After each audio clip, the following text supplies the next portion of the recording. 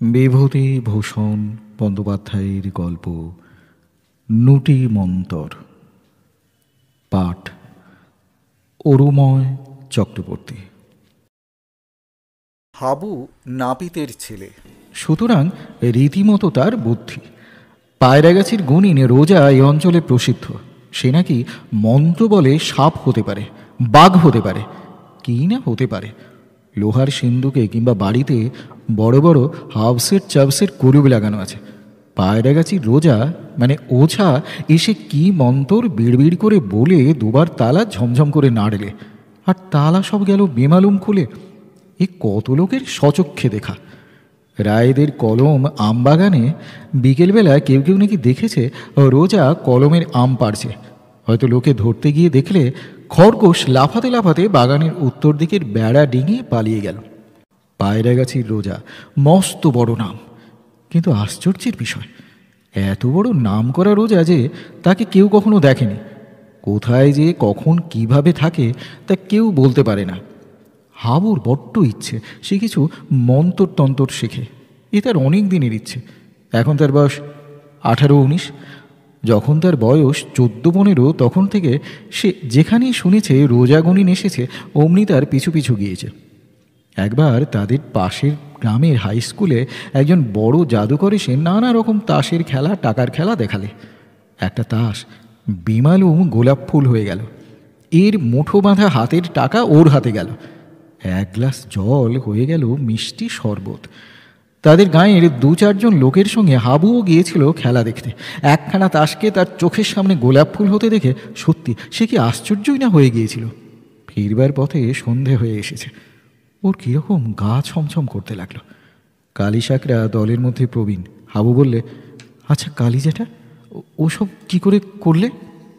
কালিশাকরা একটা তাচ্ছিল্যসূচক ভঙ্গি করে বললে, আহা, ওসব তো সোজা। সোজা কালী জ্যাঠা? খুব সোজা। কীরকম সোজা? ওসব মন্ত্রতন্ত্রের কাণ্ড। আমিও ইচ্ছে করলে পারি। তুমিও পারবে? কেন পারবো না? একদিন করে দেখাবে জ্যাঠা? যা, সময় হলে দেখাবো। ও কিছুই নয়। কালিশাকরার কথায় কিন্তু হাবুর বিস্ময়বোধ দূর হলো না। সে গিয়ে জাদুকরকে পরদিন সকালে পাকড়ালে। সোজাসুজি তাকে জানালে যে ওই সব খেলা সে শিখতে চায়। সাগরেদ হতে সে রাজি আছে। জাদুকর কলকাতার লোক।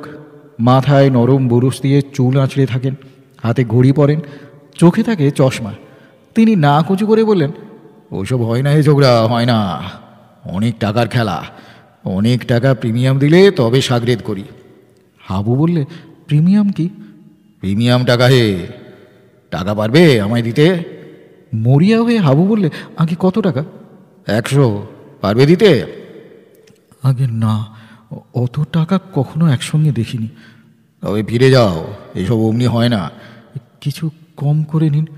200 করে প্রিমিয়াম নি, তোমায় 100 বলেছি। হাবু সেখান থেকে সরে পড়ল। অত টাকার শিখিয়েও দেবার ক্ষমতা নেই তার। জাদুবিদ্যা শেখবার সৌভাগ্য কি সকলের ঘটে? কেটে গেল বছর 3। এই 3 বছরে তার জীবনে নতুন কিছু ঘটল না। এ অজ পাড়াগাঁয়ে জীবন একরঙার ছবির মতো একঘেয়ে। ঠিক এই সময়ে একদিন হাবু দুপুরে মাছ ধরতে গেছে নদীতে। এমন সময় দেখলে একটা লোক আমবাগানের ছায়ায় বসে আপন মনে কতকগুলো ঢিল নিয়ে খেলছে। হাবু একটু এগিয়ে দেখলে লোকটা একটা ঢিল হাতে নিয়ে ছুঁড়ে দিতে সেটা মস্ত বড় একটা কোলাব্যাং হয়ে গেল। লাফিয়ে লাফিয়ে পালালো। আর একটা ঢিল ছুঁড়তেই সেটা হয়ে গেল একটা ছেলেদের 2 চাকার খেলনা গাড়ি। কিন্তু সে গাড়ি গড়গড় করে গড়িয়ে চোখের বাইরে অদৃশ্য হলো। আর একটা ঢিল হিল হিল করতে করতে একটা সাপ হয়ে চলে গেল। একটা ঢিল এক মুঠো আবির হয়ে ছত্রাকারে ছড়িয়ে মাটি রাঙিয়ে দিলে। হাবু সেখানে গিয়ে দাঁড়াতেই লোকটা ওর মুখের দিকে চেয়ে ফিক করে হেসে বললে, কি? স্তম্ভিত ও ভীত হাবু কোনো কথা না বলে একেবারে লোকটার পা জড়িয়ে ধরতে গিয়ে হোঁচটকে পড়ল। গাছতলায় লোকটা নেই। হাবু বিভ্রান্ত চোখে চারদিকে চেয়ে দেখলে অত বড় আমবাগানের কোথাও সে নেই। 2 মিনিট হাবু দাঁড়িয়ে রইল আড়ষ্ট হয়ে। হঠাৎ সে দেখলে হাত 10 দূরে সেই ব্যক্তি দাঁড়িয়ে মৃদু মৃদু হাসছে। হাবু কাতর কণ্ঠে বললে, আমাকে দয়া করুন। কি দয়া? পায়ে ঠেলবেন না এমন করে। আমাকে আপনার চাকর করে রেখে দিন। আমি অনেক ভাগ্যে আপনার দেখা পেয়েছি। আমি গরিব লোক, চাকরি আমার কি দরকার, তাছাড়া আমার তো অনেক চাকর। এই দেখো। বলি লোকটা একটা ঢিল গাছের উপরের ডালের দিকে অবহেলার সঙ্গে ছুঁড়ে মারতে ঝরঝর করে একটা শাম পড়ল। হাবু একেবারে স্তম্ভিত। আম আসে কোথা থেকে এই কার্তিক মাসে? পাড়া গাঁয়ে কোনো গাছে এ সময় আম তো দূরের কথা, আমের বউলও নেই। পাকা আম ঝুড়িখানেক তার সামনে। লোকটা বললে, খাবার জল। এই যেমন একটা ঢিল ছোঁড়া, অমনি গাছের গুঁড়ির এক জায়গায় একেবারে ফুটো হয়ে কলের মুখে যেমন জল পড়ে তেমনি জল পড়তে লাগলো। লোকটা হাত নেড়ে ইঙ্গিত করে বললে, খাও, ভালো জল। হাবু কাতর সুরে বললে, আমায় সাগরেদ করে রাখুন। কি সর্বনাশ, সাগরেদ? আমি ওস্তাদ নই, আমায় দয়া করুন। লোকটা হি হি করে হেসে উঠল। ও কি, মুখের ফাঁক থেকে ঝাঁকে ঝাঁকে লাল নীল বেগুনি রঙের ডানাওয়ালা প্রজাপতি চারিদিকে ছড়িয়ে পড়তে লাগলো। লোকটা কে? এর উত্তর লোকটা দিলে, বললে, পায়রা গাছি জানো, উত্তর দিকে, আমার সঙ্গে সেখানে দেখা করো। হাবু হাঁ করে রইল। ইনি তবে পায়রা গাছের সেই গুণিন। সবাই বলে উনি নুটি মন্তর জানেন, অর্থাৎ মন্ত্র বলে অদৃশ্য হতে পারেন। আজ সে নিজে তার প্রমাণ পেয়েছে। হাবু হাত জোড় করে বললে, আমায় দয়া করুন। পায়রা গাছের রোজা এবার নরম সুরে বললে, শেখাতে পারি নুটি মন্তর, কিন্তু ছোকরা তুমি এই পথে কেন? এই পথে কেবল তারাই আসতে পারে যাদের কামনা বাসনা ক্ষয় হয়ে গেছে। কত লোভের পথ খুলে যাবে দেখো। আচ্ছা রোসো, দিচ্ছি তোমায় মন্ত্রটা শিখিয়ে। কিছুদিন কেটে গেল। হাবু এখন নুটি মন্তর শিখে সম্পূর্ণ অদৃশ্য হতে শিখেছে। সঙ্গে সঙ্গে সে আবিষ্কার করলে সে একজন ভীষণ চোর। যে ঘরে যায় ভালো ভালো জিনিস সব চুরি করতে ইচ্ছা হয়। খাবারের দোকানে গেলে ইচ্ছে হয় খাবারের হাঁড়ি ফাঁক করে। সে যে চোর তা সে কখনো জানতো না। একদিন এক বন্ধুর বাড়ি গিয়ে দেখলে মস্ত বড় একটা ইলিশ মাছ এনেছে বন্ধুর বাবা। রোয়াকে সেটা পড়ে আছে। বন্ধুর মা ঘরে ঢুকেছেন বটি আনতে। ওর লোভ হলো মাছটাকে নিয়ে দৌড় দেয়। হাবু ভয়ে তখনই দৃশ্যমান হয়ে গেল। বন্ধুর মা ওকে দেখে বললেন, ওমা, হাবু কোথা থেকে এলি? তোকে তো দেখলাম না দরজা দিয়ে আসতে, এইমাত্র তো ঘরে বটি আনতে গিয়েছি। হাবু হেসে চুপ করে রইল। একদিন আরও গুরুতর ব্যাপার ঘটল। পাড়ার গাঙ্গুলিরা বড় লোক। তাদের বাড়ির ওপরের তলায় খাটে এক ছড়া দামি সোনার হার কে ফেলে রেখেছে। হাবু কৌতূহলবশত গাঙ্গুলিদের তেতলায় অদৃশ্য অবস্থায় বেড়া থেকে লোভ সামলাতে না পেরে সেই হার হাতে নিয়ে নেমে এলো। সে অদৃশ্য, তার কাছে যে জিনিস থাকবে তাও অদৃশ্য। কেউ কিছু টের পেলে না। তারপর যখন জানা গেল হার চুরি গিয়েছে, তখন গাঙ্গুলিদের বাড়িতে হইচই পড়ে গেল। গাঙ্গুলিদের বড় মেয়ের হার সেটা। তার সেই কি কান্না! সবাই মিলে তাকে অপমান উৎপীড়ন করতে লাগলো। সে কেন এত অসাবধান? কেন সে হার খাটের উপর ফেলে রেখেছিল? অবশেষে সন্দেহ গিয়ে পড়ল এক বৃদ্ধা দাসীর উপর। তার উপর শুরু হলো নির্যাতন। পুলিশে খবর দিয়ে তাকে ধরিয়ে দেওয়ার ব্যবস্থাও হতে লাগলো।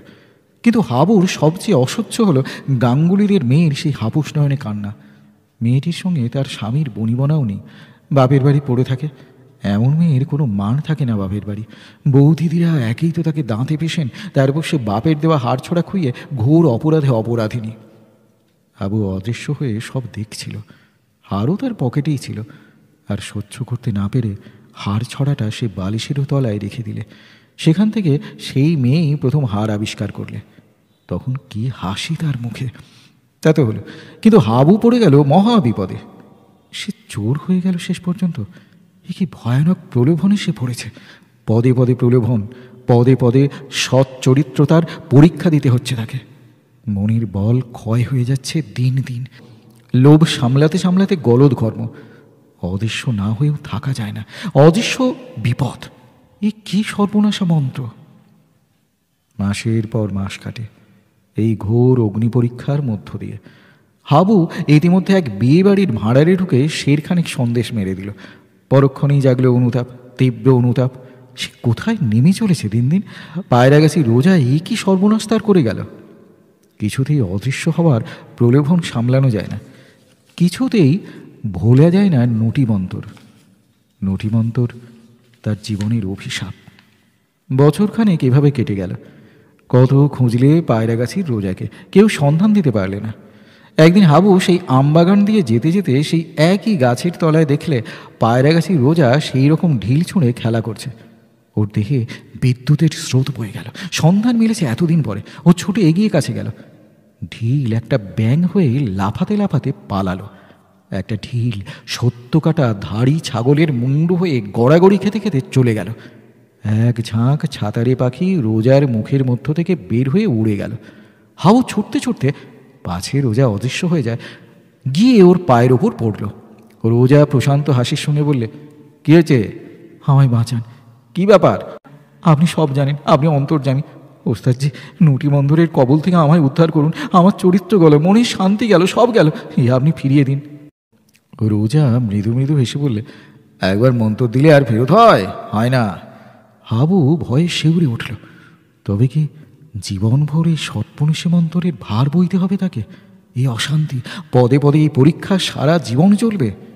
হাবু পা আঁকড়ে ধরে বললে, বাঁচান আমায়, আমি মরে যাব। তবে চাও না নটিমন্তর? আগে না। রোজা হেসে বললে, তবে যাও, দিলাম না। মোটেই তোমাকে মন্তর দিইনি, পরীক্ষা করছিলাম। হাবু অবাক, সে কি কথা? 1 বছর ধরে তবে সে কিসের ভার বোঝা বয়ে মরল? সে কি বলতে যাচ্ছিল? রোজা হেসে বললে, মোটে 7 মিনিট কেটেছে, এই প্রথম দেখা তোমার সঙ্গে আমবাগানে। নটিমন্তর তোমাকে দেওয়া যায় কিনা পরীক্ষা করছিলাম। আমি এই 20 বছর এই মন্তরের ভার বয়ে আসছি, আর তুমি এর দায়িত্ব 7 মিনিটও নিতে পারলে না। হাবু বললে, তবে আমি গাঙ্গুলিদের বাড়ি হার চুরি করিনি, ময়রার দোকানে খাবার খাইনি চুরি করে। তবে আমি না, মোটে 7 মিনিট কেটেছে। আমার সামনে ছাড়া তুমি কোথাও যাওনি, এই তো প্রথম তোমার সঙ্গে আমবাগানে। বলে কি? হাবু আড়ষ্ট হয়ে দাঁড়িয়ে রইল। পায়রা গাছের গুণিন হা হা করে হেসে উঠল। সঙ্গে সঙ্গে এক ঝাঁক চামচিকে তার হাঁ করা মুখের মধ্যে থেকে পটপট শব্দে বের হয়ে ইতস্তত উড়ে গেল। শুনলেন বিভূতিভূষণ বন্দ্যোপাধ্যায়ের গল্প নটিমন্তর। গল্প পাঠে আমি অরুময় চক্রবর্তী। বিভিন্ন স্বাদের বাংলা সাহিত্যের বিশাল ভাণ্ডার থেকে তুলে আনা নানা গল্প শোনার জন্য অনুগ্রহ করে এই চ্যানেলটি সাবস্ক্রাইব করুন এবং আপনার মূল্যবান মতামত জানান কমেন্ট বক্সের মাধ্যমে।